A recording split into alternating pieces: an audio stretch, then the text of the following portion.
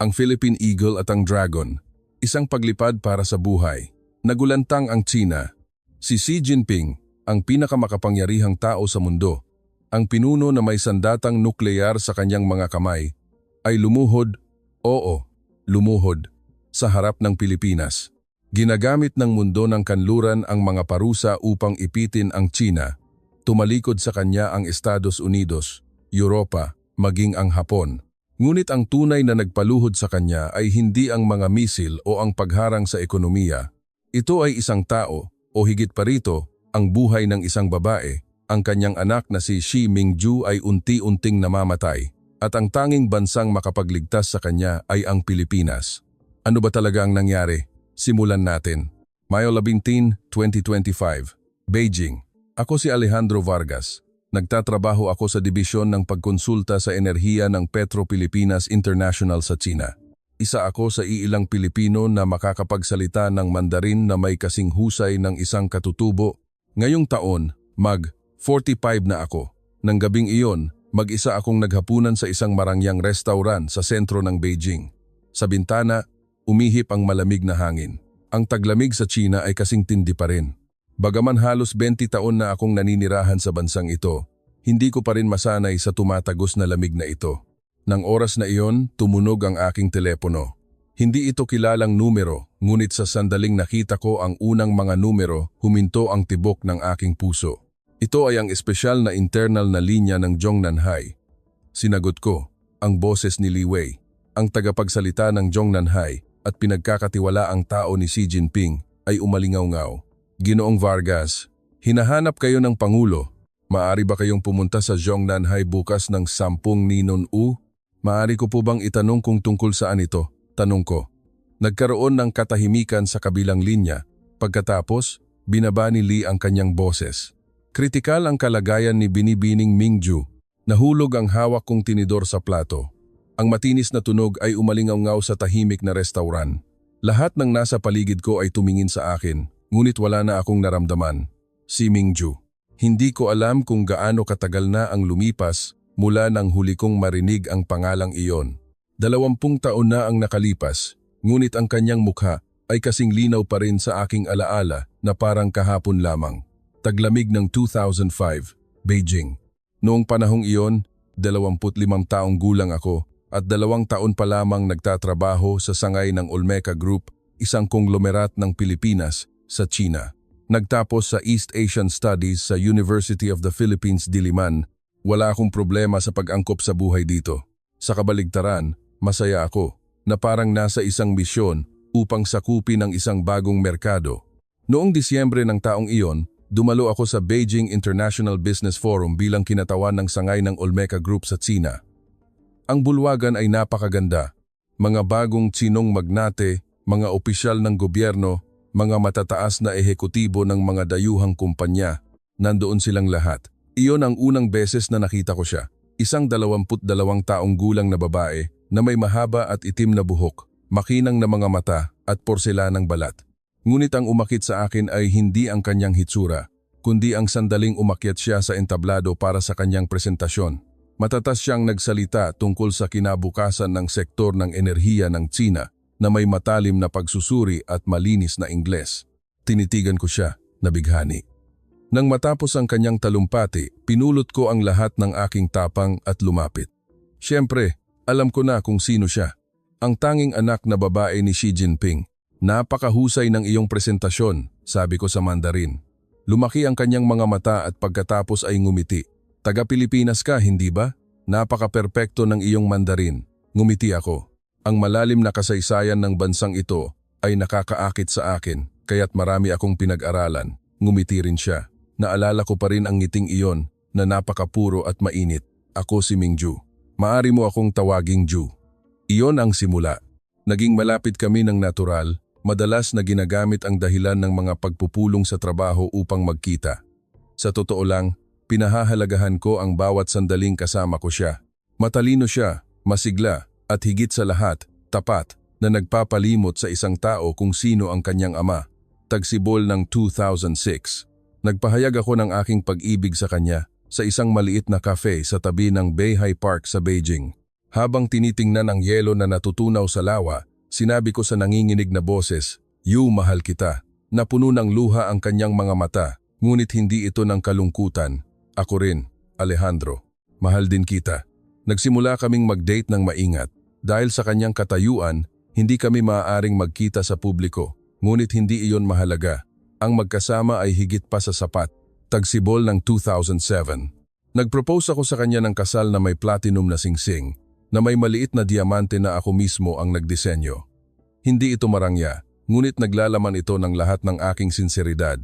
Nang siya, na may luha sa mga mata, ay tumango. Naramdaman kong akin ang buong mundo, ngunit ang kaligayahan ay hindi nagtagal.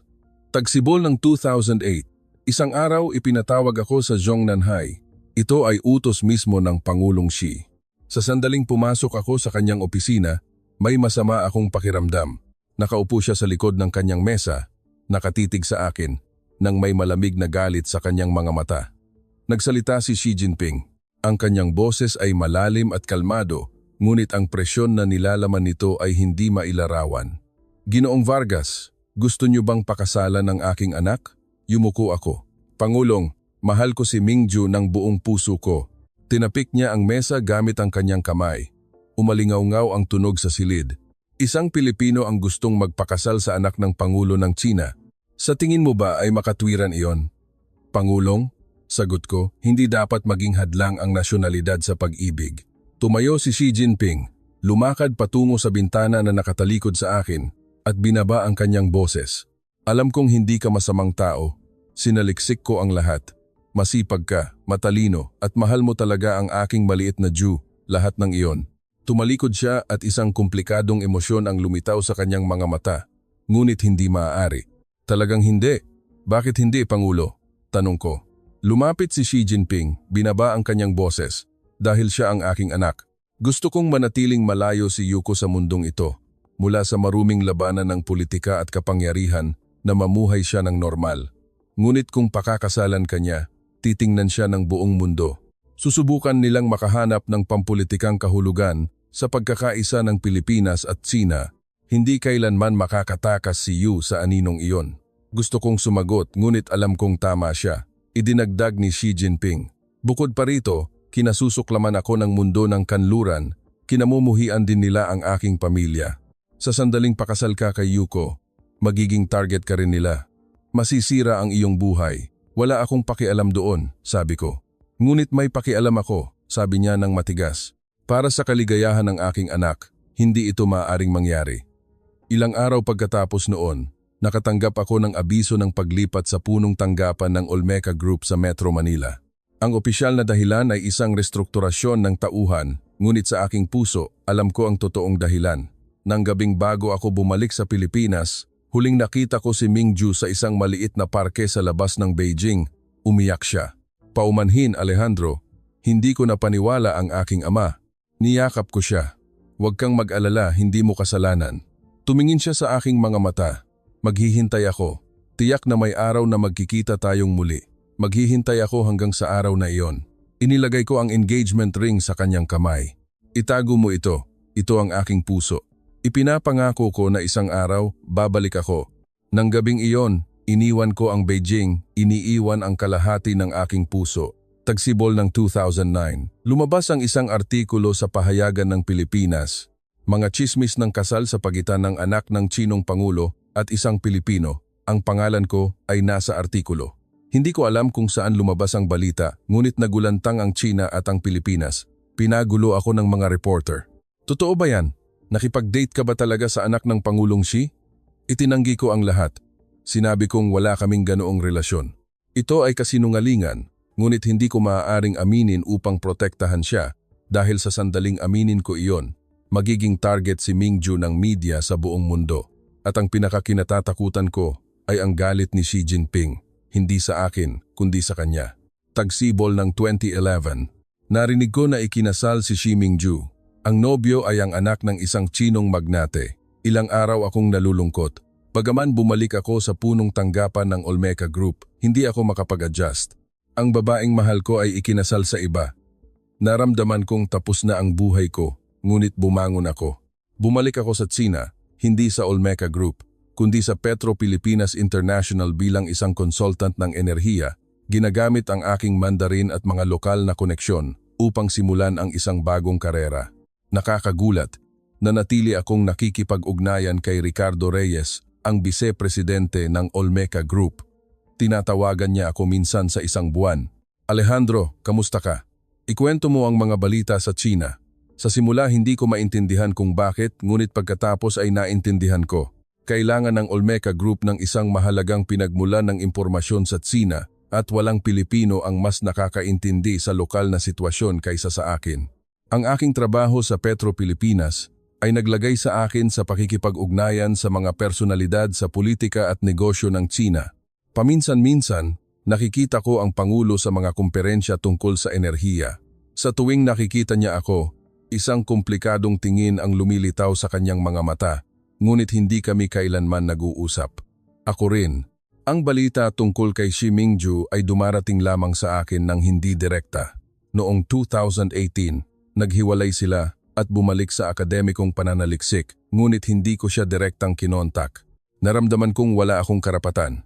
At ganoon ang lumipas ng 17 taon, Mayo 15, 2000. Balik sa kasalukuyan, kritikal ang kalagayan ni Binibining Mingju. Ang mga salita ni Lee ay umalingaw-ngaw sa aking ulo. Hindi ako nakatulog buong gabi. Ano kaya ang nangyari sa kanya? Kinabukasan ng 10 Nino. Dumating ako sa Zhongnanhai. Dumaan ako sa security check at lumakad sa isang mahabang pasilyo. Naalala ko ang paglalakad sa parehong pasilyo na ito. 17 taon na ang nakalipas na may pusong puno ng galit at desperasyon. Ngayon ay puno ako ng takot. Bumukas ang pinto ng opisina ni Pangulong Xi. Lubha siyang tumanda kumpara noong 17 taon na ang nakalipas. Ubanin na ang kanyang buhok. Malalim ang mga kulubot sa dulo ng kanyang mga mata, ngunit matalim pa rin ang kanyang tingin. Gayunpaman, nakakagulat na sa matalim na tinging iyon, nakita ko ang isang bagay na hindi ko pa nakita noon. Takot. Sa mga mata ng pinakamakapangyarihang tao sa mundo. May takot. Matagal na tayong hindi nagkita, Ginoong Vargas, sabi ng Pangulong Xi. Yumuko ako. Opo, Pangulong, hinahanap ninyo ako. Lumakad siya patungo sa bintana, nakatingin sa kulay abong kalangitan ng Beijing. Mamamatay si Mingju. Sa sandaling iyon, huminto ang tibok ng aking puso. Nanginginig ang aking mga binti, ngunit nagawa kong manatiling nakatayo. Ipinagpatuloy ni Pangulong Xi. Cerebral aneurysm. Isang ugat sa kanyang utak ang lumobo na parang tumor. Isang bomba na maaaring sumabog anumang oras. Nadiskubre namin ito 2 buwan na ang nakalipas. Mula noon, mabilis itong lumaki. Tumalikod siya. Sa mga mata ng pinakamakapangyarihang tao sa mundo ay may mga luha. Hindi ako makapaniwala. Hinahanap ko ang mga pinakamahusay na doktor sa kanluran na makakapag-opera sa kanya. Estados Unidos, Alemanya, Switzerland, ang mga pinakamahusay na ospital, ngunit lahat sila ay tumanggi dahil sa mga parusa. Sinasabi nila na kung gagamutin nila ang pamilya ni Xi Jinping, magiging object sila ng mga parusa. Nanginginig ang kanyang boses. Dahil sinimulan ko ang giyera sa Ukraine, dahil naging kaaway ako ng mundo ng kanluran, kahit na namamatay ang aking anak, walang gustong tumulong. At paano naman ang mga doktor sa China? Tanong ko ng maingat. Mayroon din namang maraming mahuhusay na doktor ang China. Umiling si Pangulong Xi. Sinuri na siya ng mga pinakamahusay na neurosurgeon ng China. Sinasabi nila na ang porsyento ng tagumpay ay mas mababa sa 50%. Masyadong malalim ang lokasyon ng aneurysm ni Mingju. Napakadelikado ng tradisyonal na operasyon. Tinuro niya ako na may desperasyon sa kanyang mga mata. Ginoong Vargas, ikaw ang aking tanging pag-asa. Nagtanong ako, nagulat. Hindi ako doktor. Alam ko, ngunit nakikipag-ugnayan ka pa rin sa mga tao mula sa Olmeca Group, hindi ba? Nagulat ako sandali. Paano ninyo nalaman? Ngumiti ng mapait si Pangulong Xi. Para saan? Sa tingin mo ang Ministry of State Security. Alam ko ang lahat. Tinatawagan mo ang Vice-Presidente na si Ricardo Reyes minsan sa isang buwan, nagbibigay ng impormasyon mula sa Petro Pilipinas sa Olmeca Group. Nalamigan ako ng pawis sa likod. Ganap akong nakalantad. Hindi ako magtataka kung arestuhin ako dahil sa espiya sa sandaling iyon. Ngunit may hindi inaasahang sinabi si Pangulong Xi. Pinahahalagahan ko iyon. Salamat sa iyo. Nasusundan ko ang mga galaw ng Olmeca Group. Napakakinabang ito para sa aming dalawa. Lumapit siya ng isang hakbang. Ginoong Vargas, sa totoo lang, ang Pilipinas ang tanging posibleng solusyon. Ano ang ibig ninyong sabihin? Tanong ko. Ang pambansang sentro medikal ng siglo 20 sa Metro Manila, narinig kong mayroon silang pinakabagong kagamitan sa surgery na sinusuportahan ng AI, isang robotic system na maaaring magsagawa ng surgery sa cerebral aneurysm na may margin of error na 0.10 mm. 5 lamang ang lugar sa mundo na may ganitong kagamitan. Wala ang Tsina. Direkta akong tiningnan ng kanyang mga mata. Maaari mo bang kontakin ang Olmeca Group para sa akin? Tanungin mo sila kung maililigtas nila si Mingju. Kung ako mismo ang hihiling, tiyak na tatanggihan nila ako. Ngunit kung ikaw ang gagawa, maaaring iba. Tumahimik ako ng ilang segundo. Ang isip ko ay nagulo. Naalala ko ang ginawa ng taong ito sa akin. 17 taon na ang nakalipas. Pinaghiwalay niya kami ni Mingju. Winasak niya ang aking buhay. Ngunit namamatay si Mingju. Ang galit 17 taon na ang nakalipas ay wala ng halaga. Kailangan ko siyang iligtas sa lahat ng paraan. Susubukan ko, Pangulong, sagot ko. Ngunit hindi ako makapaggarantiya ng anuman. Hindi ko alam kung ano ang magiging desisyon ng Olmeca Group. Hinawakan ni Pangulong Xi ang aking kamay. Ang kamay ng pinakamakapangyarihang tao sa mundo ay nanginginig. Salamat Ginoong Vargas. Talagang salamat. Pagkatapos ay idinagdag niya sa mabigat at nanginginig na boses. 17 taon na ang nakalipas, nagkamali ako. Ang paghihiwalay sa inyo ni Mingju ang pinakamalaking pagkakamali ng aking buhay. Patawad. Hindi ako makapagsalita. Ang paghingi ng tawad na hinintay ko ng 17 taon. Ngunit ngayon ay wala ng halaga. Ang iligtas si Xi Mingju ang tanging mahalaga. Sa sandaling lumabas ako ng Zhongnanhai, iisa lang ang nasa isip ko. Kailangan kong kontakin ang Olmeca Group ngayon, kaagad. Ngunit sa parehong oras, lumalaki ang pagkabalisa. Tutulungan ba ng Olmeca Group? Ang paggamot sa anak ng Pangulong Xi ay nangangahulugang direktang paglabag sa mga parusa ng kanluran, ang presyon mula sa Estados Unidos, ang pagtuligsa mula sa internasyonal na komunidad, ang mga kampanyang ang boycott laban sa tataang Olmeca Group. Masyadong mataas ang presyo, ngunit kailangan kong gawin. Para kay Xi Mingju, inilabas ko ang aking telepono at tinawagan ang Vice-Presidente na si Ricardo Reyes. Tumunog ito minsan, 2, 3 beses, at pagkatapos ay sumagot, Alejandro, ano ang nangyayari? Huminga ako ng malalim, Ginoong Reyes, apurahan. Tamang oras ba upang magsalita? Nagkaroon ng katahimikan sa kabilang linya. Pagkatapos ay sumagot si Ginoong Reyes. Hindi ko alam kung ano iyon, ngunit sa tono mo ay hindi maganda. Sige. Sinabi ko, ang anak ng Pangulong Xi ay namamatay. Ang tanging lugar na makakapagligtas sa kanya ay ang pambansang sentro medikal ng siglo XX. Mula sa kabilang dulo ng linya ay isang nakakasakal na katahimikan. Pagkatapos ay binaba ni Ginoong Reyes ang kanyang boses. Alejandro, hindi ito isang maliit na bagay. Hindi magtatapos dito ang kwento. Anong desisyon ang gagawin ng Olmeca Group? Paano magre-react ang Malacanang? Paano makakarating si Mingju sa Pilipinas? Lahat ay mukhang imposible, ngunit ang paggawa ng imposible na posible. Ganito ang Pilipinas. 7 ng gabi, Mayo 15, 2025, oras sa Metro Manila. Nasa opisina si Vice-Presidente Ricardo Reyes sa Corporate Tower ng Olmeca Group sa Bonifacio Global City nang matanggap niya ang tawag mula kay Alejandro Vargas. Siya ay isang veterano na nagtrabaho sa pamamahala ng Olmeca Group sa loob ng halos 20 taon na nalampasan ang lahat ng uri ng krisis. Ang restrukturasyon ng kumpanya sa panahon ng krisis pinansyal sa Asya, ang pagretiro ng tagapagtatag, ang mga bagong hamon ng sumunod na Pangulo. Nakakita na siya ng sapat na bagyo at hindi siya isang tao na madaling magulat. Ngunit sa sandaling narinig niya ang mga salita ni Alejandro Vargas, nagbago ang kanyang ekspresyon. Ang anak ng Pangulong Xi, cerebral aneurysm. Mula sa kabilang dulo ng linya, tensyonado ang boses ni Alejandro. Opo sir, kritikal ang sitwasyon. Tumanggi ang mga ospital sa kanluran.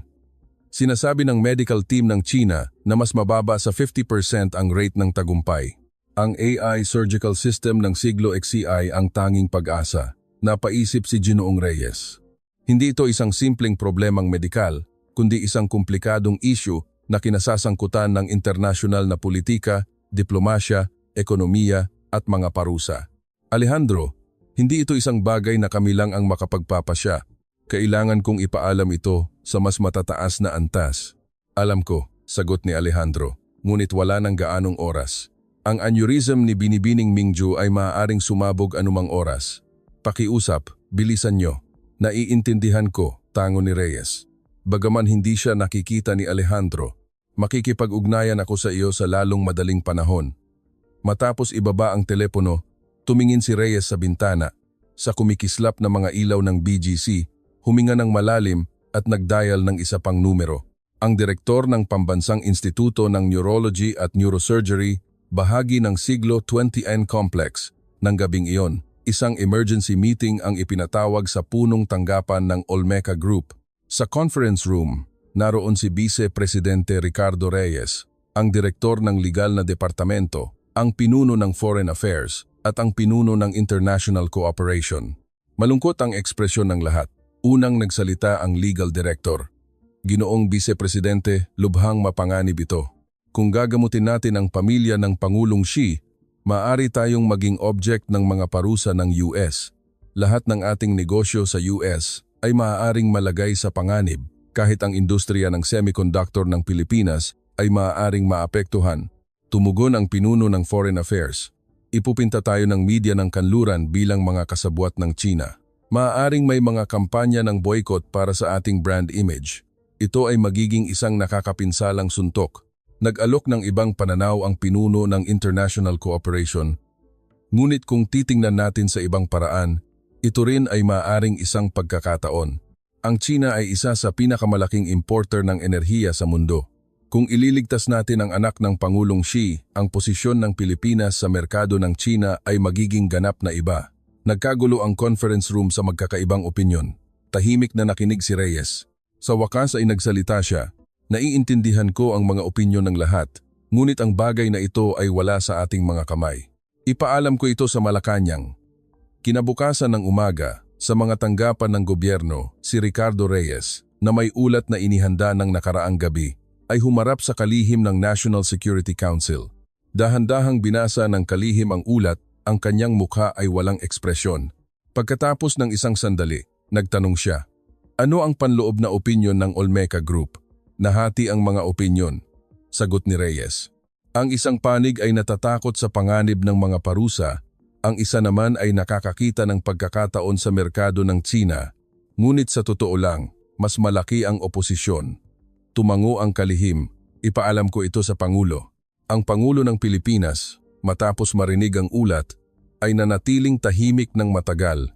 Seryoso ang kanyang ekspresyon, ang isang tao na humaharap sa isang desisyon na nakakaapekto sa kapalaran ng bansa. Sa wakas ay nagsalita siya. Una sa lahat, ito ay isang makataong bagay. Ano po ang balak ninyong gawin, Pangulo? Tanong ng kalihim. Sabihin niyo sa kanila na tulungan siya, sagot ng Pangulo, walang kondisyon. Ngunit, Pangulo, sabi ng kalihim ng maingat, nag-aalala ako sa reaksyon ng Estados Unidos. Maaari nila tayong pahirapan sa pamamagitan ng pag-aakusa ng paglabag sa mga parusa, umiling ang Pangulo. Hindi maaaring lagyan ng kondisyon ang buhay ng isang anak. Iyan ang pangunahing kagandahang asal ng tao. Hindi mahalaga kung sino siya, si Xi Jinping man. Ang kanyang anak ay inosente. Ang pagliligtas ng isang buhay ay hindi politika. Ito ay isang pangunahing tungkulin ng tao, idinagdag niya. Ang usapin sa Estados Unidos ay ipapaliwanag ko ng personal. Ipaalam sa Olmeca Group at sa ospital, walang kondisyon, gawin ang lahat upang iligtas siya. Nang matanggap ang balita, agad na nagpatawag ng pulong ang Olmeca Group ng Board of Directors. Mga Ginoo, inaprubahan na ng Malacanang. Hinihiling na tulungan natin ng walang pasubali. Tumango ang board, ngunit ang ilan ay may iba pang opinyon na nagmumungkahi na dapat silang samantalahin ang pagkakataon upang humingi ng kapalit mula sa China tulad ng preferential treatment sa mga kontrata ng enerhiya o mining rights. Ang tagapagtatag ng Olmeca Group, bagaman retirado na, ay kinokonsulta pa rin sa mga usaping ganoon kalaki. Ang kanyang boses ay dumating sa pamamagitan ng isang video conference. Hindi natin maaring gawin iyon. Nagulat ang board at tumingin sa screen. Ang Olmeca Group ay hindi magpapataw ng anumang kondisyon. Ganito ang Pilipinas. Nagpatuloy ang tagapagtatag. Ang humingi ng gantimpala sa pagliligtas ng buhay ay extortion. Ang mga benepisyo na nakuha mula sa extortion ay hindi nagtatagal, ngunit ang pasasalamat na nakuha mula sa tapat na tulong ay hindi kailanman nalilimutan. Idinagdag niya, hindi mahalaga kung ano ang gawin ng China o hindi gawin, ang ating tungkulin ay iligtas ang isang buhay, kaya't ang Pilipinas ay narito. Labis na naantig si Ricardo Reyes. Sa kanyang halos 20 taon sa Olmeca Group, ito ang unang beses na nakakita siya ng isang desisyon na ganoon kadesisibo at malinis. Naiintindihan ko, Ginoong tagapagtatag. Ipagpapatuloy namin ito ng ganito. Beijing, Zhongnanhai. Ipinasa ni Alejandro Vargas ang balita kay Pangulong Xi. Pangulong, nakipag-ugnayan ang Olmeca Group. Sinasabi nila na posible ang surgery. Kailangan lang nilang ipadala natin ang MRI ni Binibining Mingju para sa isang tumpak na pagsusuri at pagkatapos ay isasaayos nila ang lahat. Isang ekspresyon ng kaluwagan ang lumitaw sa mukha ni Pangulong Xi, ngunit mabilis itong napalitan ng tingin ng pagdududa. Ano ang mga kondisyon? Ano ang hinihingi ng Pilipinas? Walang kondisyon, Pangulong, sagot ni Alejandro. Lumaki ang mga mata ni Xi Jinping. Walang kondisyon, gagamutin ang anak ng Pangulong Xi bilang kapalit? Tumango si Alejandro. Opo. Narinig ko na personal na ibinigay ng Pangulo ng Pilipinas ang utos na nagsasabing hindi maaaring maglagay ng kondisyon sa buhay ng isang anak. May sinabi ring katulad ang tagapagtatag ng Olmeca Group. Matagal na nanatiling tahimik si Pangulong Xi. May kumislap sa kanyang mga mata. Mga luha ba iyon o isang ekspresyon ng hindi paniniwala? Sa wakas ay nagsalita siya. Hindi ka panipaniwala. Sinasabi ng mundo ng kanluran na hindi mahalaga kung mamatay ang aking anak. Sinasabi ng Pilipinas na ililigtas nila siya anuman ang halaga. Pangulong, sabi ni Alejandro, ganito ang Pilipinas, isang bansa na nagbibigay ng tulong sa oras ng pangangailangan. Isang bansa na sumusunod sa sarili nitong landas.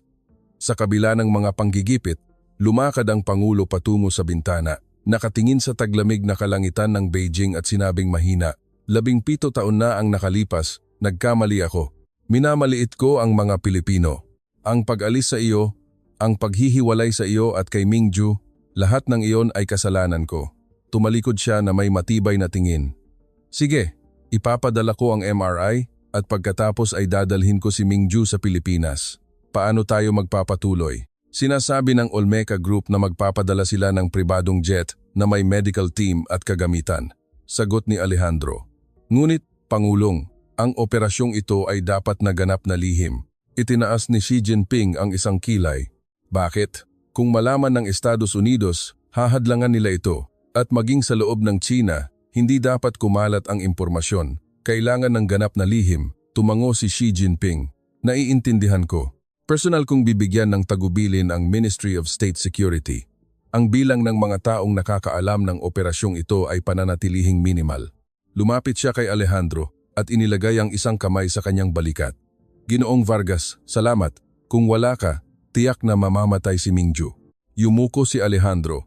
Hindi pa tapos, sir. Kailangang makarating si Binibining Mingju sa Pilipinas ng ligtas at maayos, at ang surgery ay dapat maging matagumpay. Hindi tayo maaaring maging panatag hanggang sa panahong iyon. Alam ko, tango ni Xi Jinping. Ngunit nagtitiwala ako sa iyo. Huminto siya. Puntahan mo si Mingju. Gusto kanyang makita. Isang lihim na villa sa labas ng Beijing. Tanging ang pamilya ni Pangulong Xi lamang ang nakakaalam ng lugar na ito. Mahigpit itong binabantayan ng Ministry of State Security. Pumasok si Alejandro Vargas sa villa upang makita siyang muli pagkatapos ng 17 taon. Malakas ang tibok ng kanyang puso, takot at pag-asa, isang halo ng komplikadong emosyon. Nakatayo sa harap ng pinto ng kanyang silid tulugan. Sa ikalawang palapag, nanginginig ang kanyang kamay. Maaari ba niyang buksan ang pinto? Maaalala ba niya ako? Kamumuhian ba niya ako? Huminga ng malalim, binuksan niya ang pinto. Nakahiga siya sa kama. Ang magandang babae 20 taon na ang nakalipas ay nawala. Ang kanyang mukha ay maputla at payat. Ang kanyang mga mata ay malalim at walang buhay, malinaw na palatandaan ng pagdurusa ng sakit. Ngunit sa sandaling nakita niya ako, isang mahinang ngiti ang sumilay sa kanyang mga labi. Alejandro, mahina at marupok ang kanyang boses, ngunit ang tunog ng aking pangalan ay pareho pa rin tulad ng 20 taon na ang nakalipas. Lumuhod ako sa tabi ng kanyang kama. Yu, ako ito. Dumating ako. Lumandas ang mga luha sa kanyang pisngi. Naghihintay ako. 17 taon akong naghihintay. Hinawakan ko ang kanyang malamig at payat na kamay. Ngunit ito ang kanyang kamay, ang kamay na lagi kong hinahanap. Pasensya na kung hindi ako nakapunta kaagad. Umiling siya. Wala ka dito. Sapat na iyon. Hinigpitan ko ang hawak sa kanyang kamay. Yu, halika sa Pilipinas.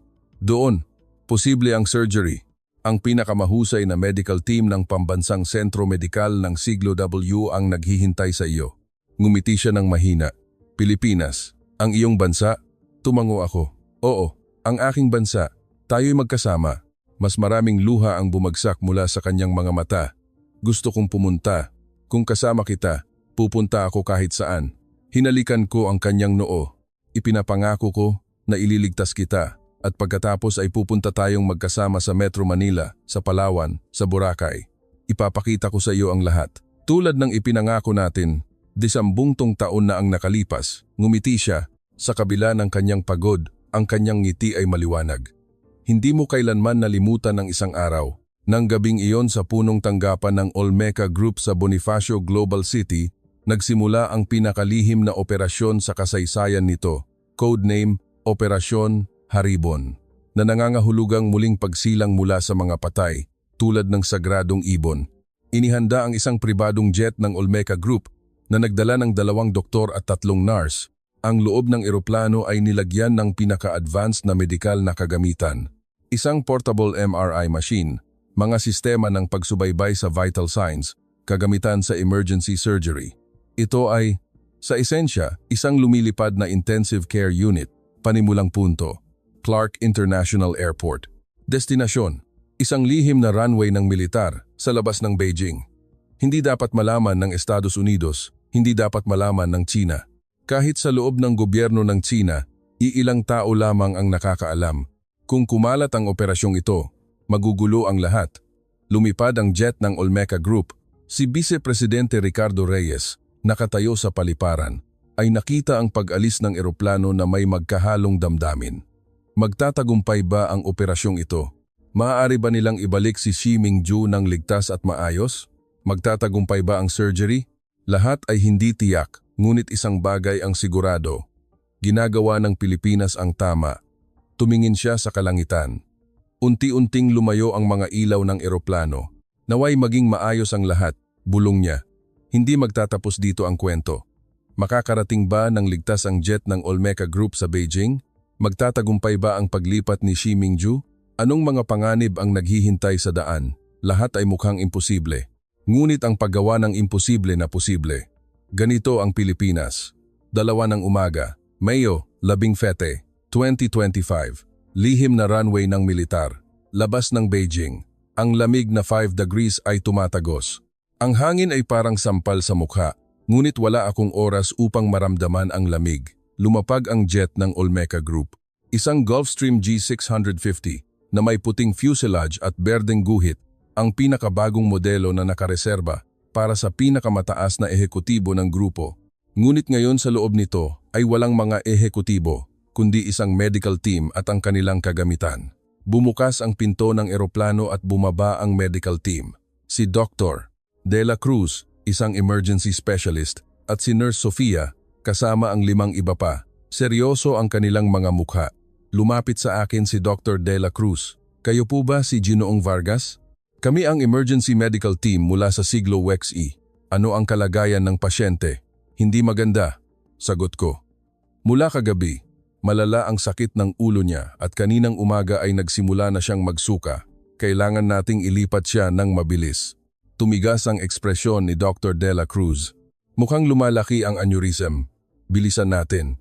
Inilagay si Xi Mingju sa isang espesyal na stretcher at inilipat sa eroplano. Pinalibutan siya ng mga ahente ng Ministry of State Security, ang piling tao na personal na inutusan ni Pangulong Xi. Ang kanilang mga mata ay matalim na parang talim, na parang nakatanggap sila ng utos na alisin ang anumang banta kung kumalat ang impormasyon. Nakatayo ako sa tabi ng stretcher ni Mingju. Nakapikit ang kanyang mga mata, ngunit hinihigpitan niya ang aking kamay. Alejandro, natatakot ako. Nanginginig ang kanyang boses. Hinigpitan ko ang kanyang kamay. Huwag kang mag-alala. Nandito ako. Lagi akong nasa tabi mo. Ang medical team ay nagtatrabaho ng mabilis, nagkokonekta ng mga monitor ng vital signs, nagbibigay ng intravenous fluids, nag-a-adjust ng oxygen mask. Ang cabin ng eroplano ay agad na naging isang ICU. Presyon ng dugo 145,090 eta, pulso 88, iniulat ni Dr. De La Cruz. Stable sa ngayon ngunit maaaring mag-iba-iba sa panahon ng paglipad. Kailangan nating magmadali. Tumango ako sa piloto. Sumara ang pinto ng eroplano. Bago lumipad, isang figura ang lumitaw sa runway. Nakasuot siya ng mahabang itim na abrigo. Sa dilim ng madaling araw, malinaw kong nakita siya. Tumingin siya sa bintana ng eroplano at kumaway. Sa pamamagitan ng bintana, nakita ni Mingju ang kanyang ama na puno ng luha ang mga mata. Magkikita tayong muli sa lalong madaling panahon. Huwag kang mag-alala, sabi ko sa kanya. Tumango siya. Nagsimulang gumulong ang eroplano sa runway. Lumakas ang ugong ng mga makina at pagkatapos ay lumipad patungo sa kalangitan. Tumingin ako sa bintana. Unti-unting lumiit ang figura ni Pangulong Xi, ang pinakamakapangyarihang tao sa mundo, naghahatid sa kanyang anak na mag-isa sa sandaling iyon. Hindi siya isang diktador o isang warlord, kundi isang ama na nag-aalala sa kanyang anak na may sakit. Ang oras ng paglipad ay humigit kumulang 14 na oras patungo sa Metro Manila. Ang unang ilang oras ay lumipas ng walang problema. Stable ang kondisyon ni Mingju. Medyo nag-relax ang medical team, ngunit nang pumasok sa ika-5 oras, biglang nagbago ang sitwasyon. Biglang naglabas ng alarma ang monitor. Ang matinis na tunog ay pumuno sa cabin. Tumakbo si Dr. De La Cruz. Ang presyon ng dugo ay tumaas. 180/110. Agarang pagputok ng aneurysm. Kinilabutan ako. Ano ang gagawin natin? Bigyan ng nicardipina, isang anti-hypertensive, utos ni Dr. De La Cruz. Sofia, ihanda mo. Mabilis na inihanda ni Nurse Sofia ang gamot. Ininiksyon ito sa intravenous line ni Mingju. Nagsimulang bumaba ang mga numero sa monitor. 175, 168, 160. Huminga ng malalim si Dr. De La Cruz, stable sa ngayon. Ngunit hindi natin alam kung kailan maaaring mangyari muli. Kailangan nating magmadali. Tumakbo ako sa cockpit. Hindi ba tayo makakabilis? Ang pasyente ay nasa kritikal na kalagayan. Nasa maximum speed na tayo, sagot ng piloto. Ngunit may problema. Anong problema? Kailangan nating dumaan sa airspace ng China, ngunit wala tayong pahintulot. Maaaring kailangan nating lumihis, na magdaragdag ng 2 oras pa. 2 oras ay parusang kamatayan para kay Mingju. Inilabas ko ang aking telepono at tinawagan ang vice-presidente na si Ricardo Reyes. Ginoong Reyes, emergency, kailangan namin ng pahintulot na lumipad sa airspace ng China. Ang pasyente ay nasa kritikal na kalagayan. Mula sa kabilang dulo ng linya, matatag ang boses ni Reyes. Naintindihan ko, ako ang bahala. Bigyan mo ako ng 5 minuto. Agad na kinontak ni Ricardo Reyes ang Malacanang. Agad na kinontak ng National Security Council ng Pilipinas ang kanilang mga counterpart sa China. Personal na nakialam ang gobyerno ng Pilipinas. Ito ay isang humanitarian medical evacuation flight. Ang pasyente ay nasa kritikal na kalagayan. Pakiusap, bigyan kami ng pahintulot sa paglipad. Sa simula nag-aatubili ang panig ng China. Alam nila na ito ang eroplano na nagdadala sa anak ng Pangulo. Pampolitika, napakasensitibo nito. Ngunit hindi sumuko ang Pilipinas. Hindi ito politika, ito ay buhay. Namamatay ang pasyente. Sa wakas, inaprubahan ng China sa kondisyon na iwasan nila ang airspace ng Beijing at sundin ang isang ruta sa timog. Gayunpaman, nakatipid pa rin ito ng 30 minutong mahalaga. Inilagay ng piloto ang bagong ruta at nagbago ng direksyon ang eroplano. Sa ika-10 oras, lumala muli ang kondisyon ni Mingju, mas malala ngayon. Nagsimula siyang magsuka at lumabo ang kanyang kamalayan. Tumaas ang intracranial pressure, sabi ni Dr. De La Cruz na may tensyonadong boses. Sa tingin ko, nagsimula ng dumugo ang aneurysm. Sa eroplano, limitado ang mga opsyon. Ano ang magagawa natin? Tanong ko. Kontrolin ang mga sintomas gamit ang gamot at makarating sa ospital sa lalong madaling panahon. Iyan ang tanging paraan. Hinawakan ko ang kamay ni Mingju. Lumalabas na mas malamig ito. Ju, tiisin mo pa ng kaunti. Malapit na tayo. Mahina niyang binuksan ang kanyang mga mata. Ang kanyang walang laman na tingin ay nakatuon sa akin. Alejandro, namamatay ako, hindi ba? Umiling ako. Hindi, hindi kita bibitawan. Ngumiti siya ng mahina. Sinungaling, pula ang iyong mga mata. Pinunasan ko ang aking mga luha. Hindi ako maaaring umiyak sa harap niya. Hindi ko siya maaaring bigyan ng kawalan ng katiyakan. Sino ang umiiyak? Hangin lang na tuyo sa eroplano. Ipinikit niya ang kanyang mga mata. Salamat Alejandro sa muling pagbabalik upang makita ako sa ganito. Hinigpitan ko ang hawak sa kanyang kamay. Hindi pa tapos ito. Magiging maayos ka sa Pilipinas. Nangako tayong maglalakad ng magkasama sa Intramuros. Naalala mo ba? Hindi mo maaaring sirain ang pangakong iyon. Hindi siya sumagot. Nakakatulog na siya o bumababa ang antas ng kanyang kamalayan. Kontakin ang pambansang sentro medikal, sabi ni Dr. De La Cruz ng apurahan. Sabihin sa kanila na ihanda ang operating room para sa agarang surgery sa sandaling lumapag tayo. Sa 13 oras, sa wakas, ay pumasok kami sa airspace ng Pilipinas. Tumingin ako sa bintana. Sa dilim ng madaling araw, nakita ko ang mga ilaw ng aking Pilipinas, ang aking tinubuang bayan, ang tanging bansa na makapagliligtas kay Mingju. Lalapag tayo sa Ninoy Aquino International Airport sa loob ng 15 minuto, iniulat ng piloto. Huminga ako ng maluwag, ngunit hindi pa tapos. Patuloy na lumalala ang kondisyon ni Mingju. Hindi stable ang kanyang presyon ng dugo. Ang kanyang paghinga ay mababaw. Idinagdag ng medical team ang oxygen supply sa maximum. Pagkatapos lumapag, kailangan nating makarating sa ospital sa loob ng 30 minuto, sabi ni Dr. De La Cruz. Iyan ang golden window para sa surgery, 30 minuto, mula sa paliparan hanggang sa siglo Wexen. Karaniwan, tumatagal ito ng 1 oras, ngunit handa ang Pilipinas.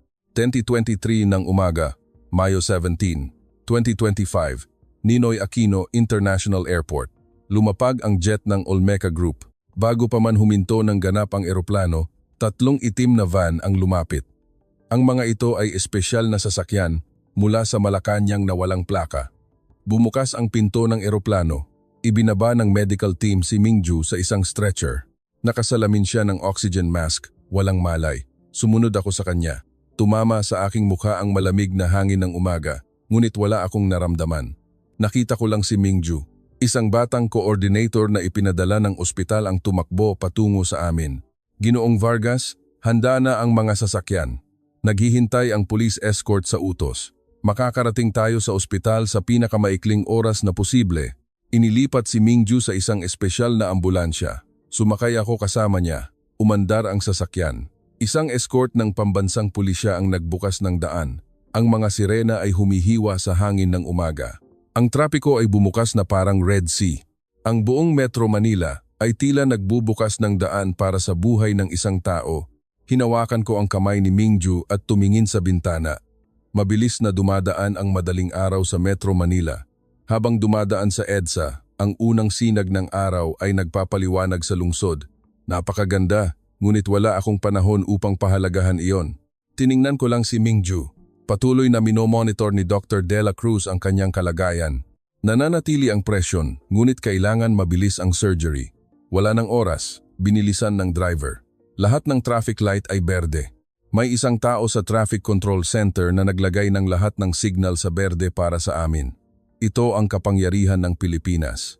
Eksaktong 28 minuto pagkatapos, dumating ang sasakyan sa underground parking ng pambansang sentro medikal ng siglo XX.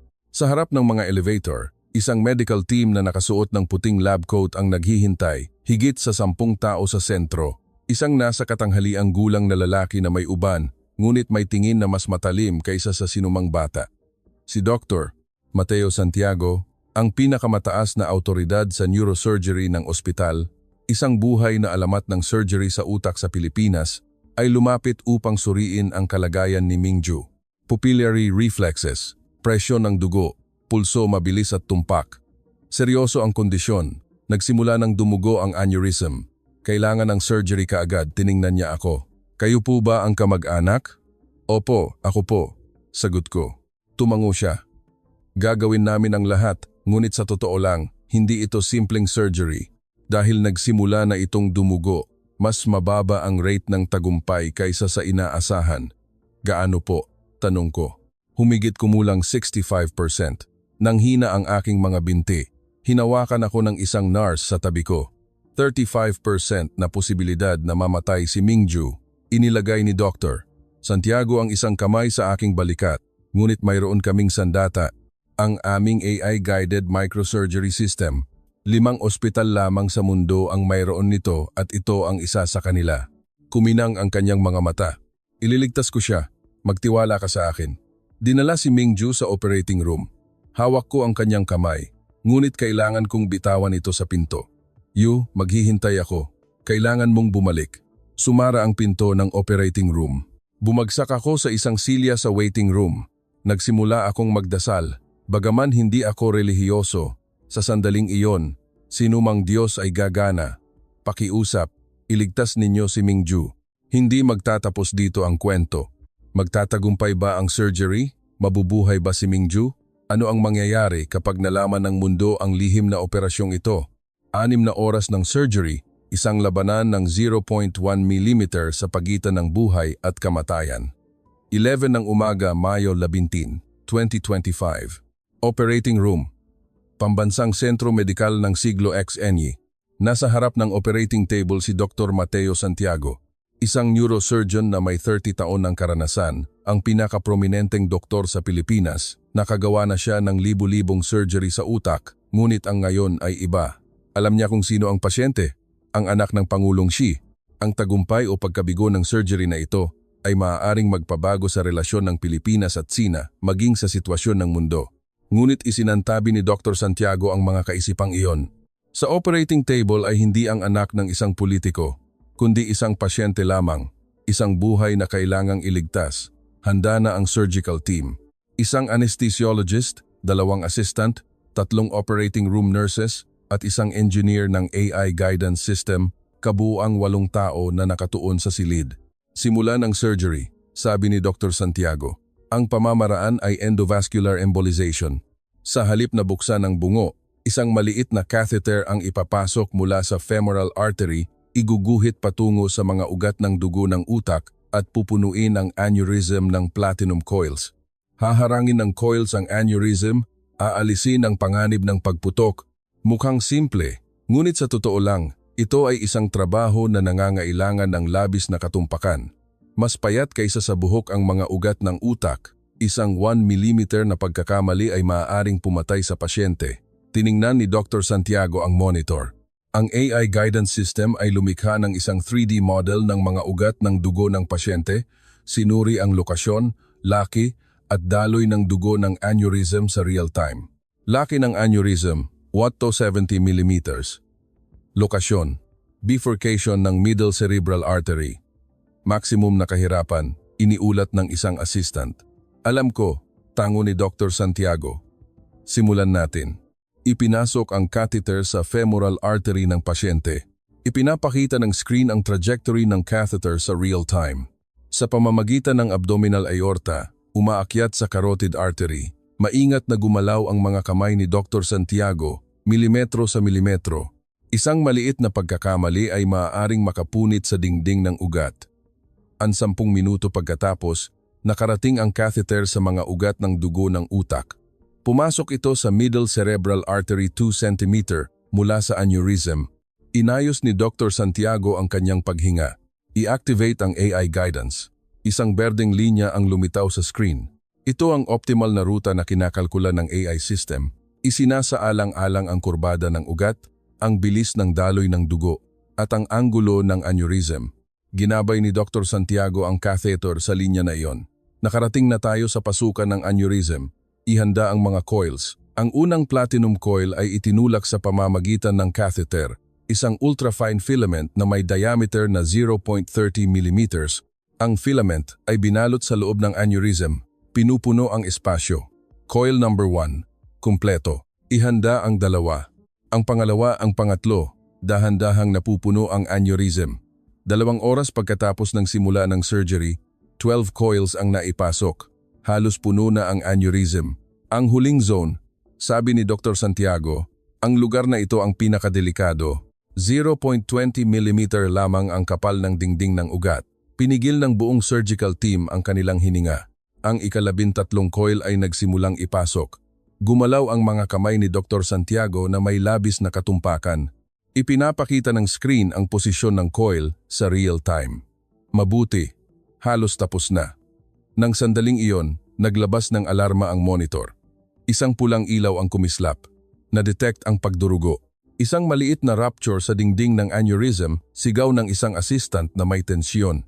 Ang noo ni Dr. Santiago ay nabasa ng pawis, ngunit hindi nanginginig ang kanyang mga kamay. 30 taon ng karanasan ang nagpapanatili sa kanya. Huwag magpanik. Inaalam ang punto ng pagdurugo. Ipasok ang isa pang coil sa posisyong iyon. Mabilis na gumalaw ang kanyang mga kamay. Ang ika-14 na coil ay itinuro patungo sa punto ng pagdurugo. Kailangan ng katumpakan na 0.10 mm. 19. Nagbibigay ng real-time guidance ang AI system. Gumalaw ang berdeng linya na nagpapahiwatig ng optimal na ruta. 5 segundo, 10 segundo, 50 segundo, nasa lugar na ang coil. Namatay ang pulang ilaw ng monitor. Huminto ang pagdurugo. Huminga ng maluwag si Dr. Santiago. Lumipas na ang panganib. Ipagpatuloy natin. 4 na oras at kalahati pagkatapos ng simula. 23 coils ang naipasok. Ganap ng puno ang aneurysm. Isinagawa ni Dr. Santiago ang isang huling pagsusuri. Ipinapakita ng screen ang larawan ng mga ugat ng utak. Ipinakita ng AI system ang pagsusuri nito. 100% aneurysm occlusion rate, normal na daloy ng dugo ng walang pagdurugo. Tumango si Dr. Santiago. Matagumpay ang surgery. Sa operating room ay narinig ang paghinga ng kaluwagan. Ang ilang nurse ay pinunasan ang kanilang mga luha. Mahusay na pagtutulungan ng pangkat, sabi ni Dr. Santiago habang nagtatanggal ng kanyang guwantes. Lahat ay nagsipag ng husto.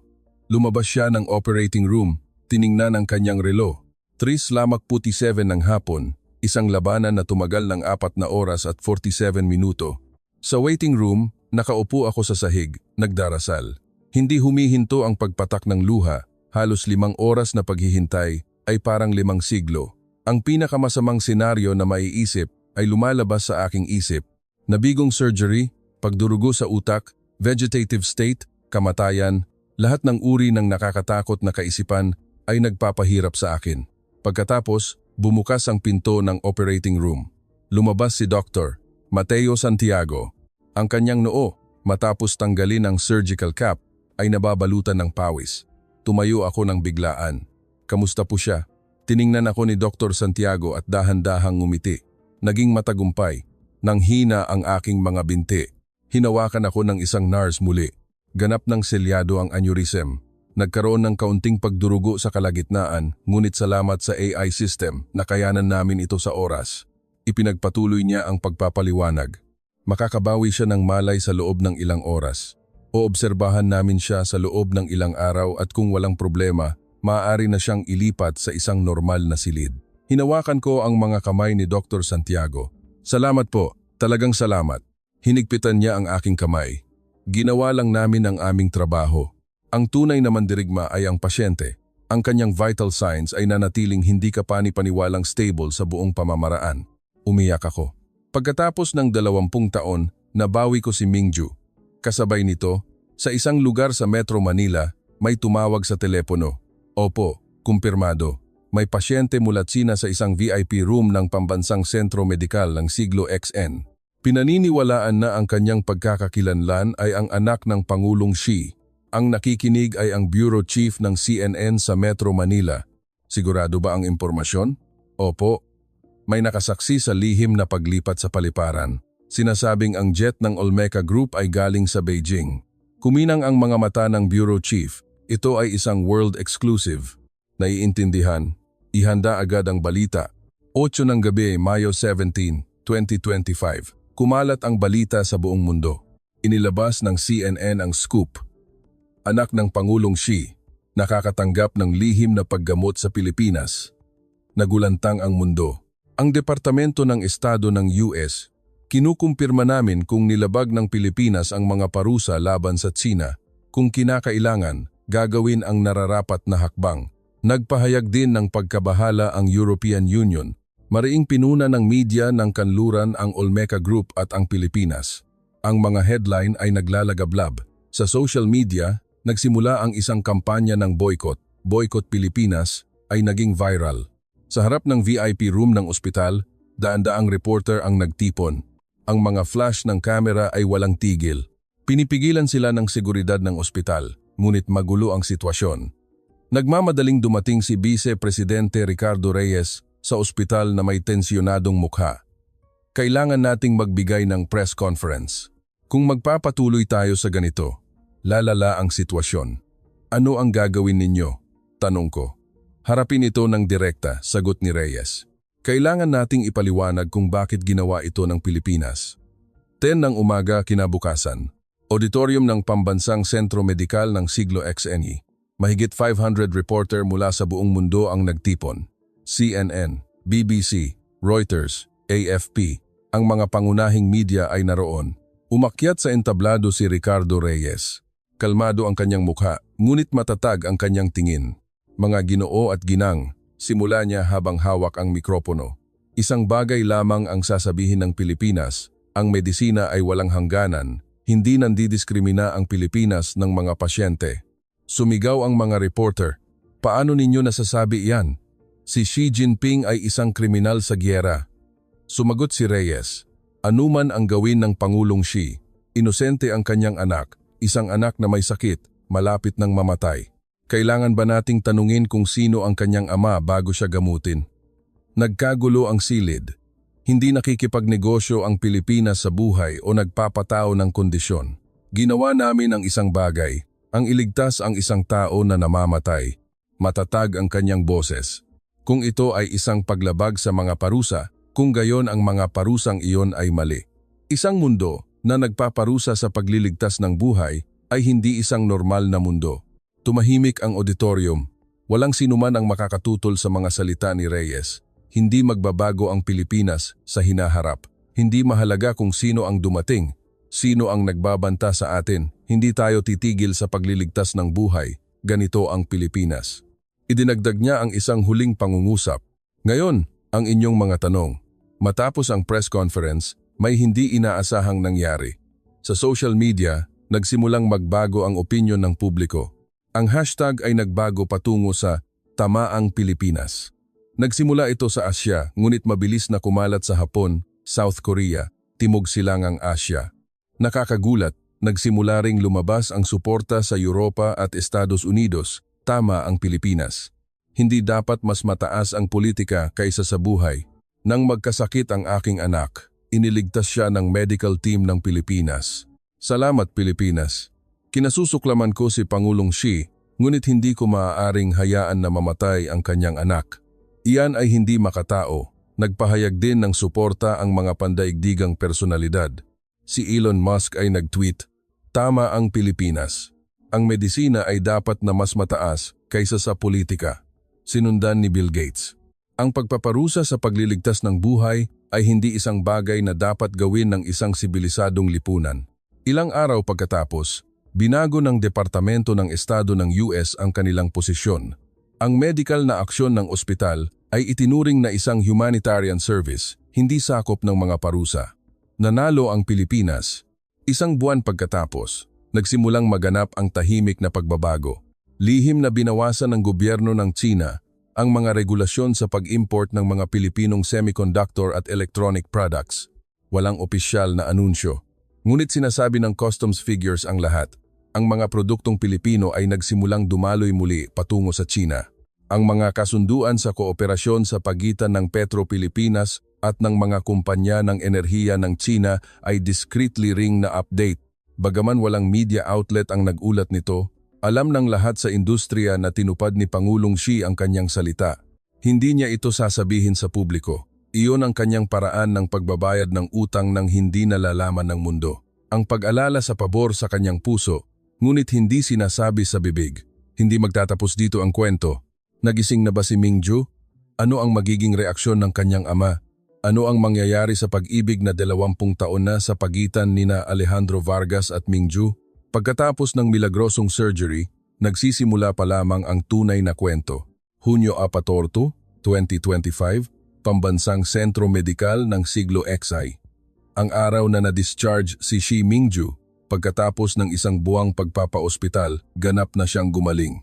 Ang huling MRI ay nagpakita na ang aneurysm ay perpektong selyado at walang pinsala sa utak. Ito ay isang himala. Bago lumabas ng silid, hinawakan ni Mingju ang kamay ni Dr. Santiago. "Doktor, iniligtas ninyo ang aking buhay. Hindi ko kailanman malilimutan ang utang na ito." Ngumiti si Dr. Santiago. "Ginawa lang namin ang aming trabaho. Pakiusap, mamuhay ka ng malusog." Na may luha sa mga mata. Sinabi ni Mingju, "Hindi ko alam na ang medikal na teknolohiya ng Pilipinas ay ganoon kakahanga-hanga. Ang hindi nagawa ng anumang bansa sa kanluran, ginawa ng Pilipinas. Salamat Pilipinas." Nang gabing iyon, lumipad ang jet ng Olmeca Group mula sa Clark International Airport patungong Beijing. Bumalik si Xi Mingju sa kanyang ama. "Nakatayo ako sa VIP room ng paliparan, pinapanood ang pag-alis ng eroplano hanggang sa mawala ang puting fuselage nito sa gitna ng mga ulap. Mabigat ang aking puso, ngunit ang makabalik siya ng buhay ay sapat na dahilan para maging mapagpasalamat." Ilang araw pagkatapos, kinontak ako ni Ricardo Reyes. "Alejandro, nagpadala ang Zhong Nanhai ng lihim na sulat. Ito ay isang sulat na sulat kamay mismo ng Pangulong Xi, hindi isang opisyal na dokumento. Ang nilalaman ay ang sumusunod. Isang malalim na pasasalamat sa Pambansang Sentro Medikal ng Siglo XXI at sa Pilipinas. Hindi kailanman malilimutan ng Tsina ang utang sa pagliligtas ng buhay ng aking anak. Sa kasalukuyan, dahil sa giyera, hindi ko ito maaaring sabihin sa publiko, ngunit ipinapangako ko na pagkatapos ng giyerang ito, bubuksan ko ang lahat ng pinto upang ang medikal na teknolohiya at industriya ng semiconductor ng Pilipinas ay umunlad sa lupaing Tsino. Ito ang pinakamaliit na pagpapakita ng pasasalamat na maaari kong ialok. Isang makasaysayang dokumento," sabi ni Reyes. "Darating ang araw na matutupad ang pangakong ito." Tumingin ako sa bintana, maaliwalas ang kalangitan ng Metro Manila. Ang Pilipinas ay nag-abot ng tulong ng walang pasubali. Kahit sa ilalim ng presyon ng militar ng Tsina, kahit sa diplomatikong paghihiwalay, hindi nag-aatubili ang Pilipinas. Ang teknolohiya ng Olmeca Group na nag-produce ng higit sa 90% ng mga advanced na semiconductor sa mundo ay ang bisig ng Pilipinas. At ang milagro na nilikha ng bisig na iyon ay isang araw babalik sa anyo ng isang mas malaking pagkakataon, isang mas malawak na pinto. Iyan ang kapangyarihan ng Pilipinas. Ang Pilipinas, isang bansa marahil maliit sa pandaigdigang entablado, ngunit malakas, ang lupain ng adobo at tanduay room, ngunit din ang lupain na nagtataglay ng cutting-edge na medikal at AI na teknolohiya. Bagaman hindi ito kinikilala ng Tsina, alam ng buong mundo ang Pilipinas, isang bansa na nagliligtas ng buhay, isang bansa na nangunguna sa mundo sa teknolohiya. Ganito ang Pilipinas.